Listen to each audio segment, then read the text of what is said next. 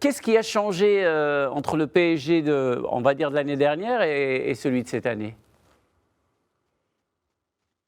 Il n'y a rien qui a changé entre le PSG de l'an dernier, ni même celui de cette année, ni même encore celui il y a 2 ans. On a souvent reproché cette équipe, Jalel, d'être une somme d'individualité, une somme de stars, mais forcément d'avoir un objectif commun, celui de se battre les uns pour les autres, parce qu'à ce niveau, il faut se battre les uns pour les autres.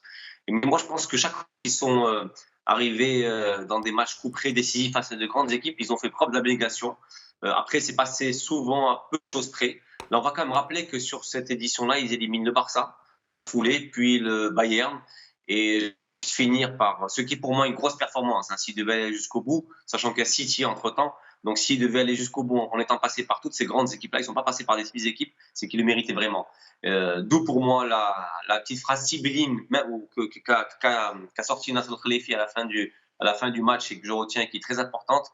En parlant de Mbappé et Neymar, il dit aujourd'hui, ils n'ont plus de raison de vouloir quitter Paris, ils n'ont plus de raison de ne plus vouloir dans cette équipe-là.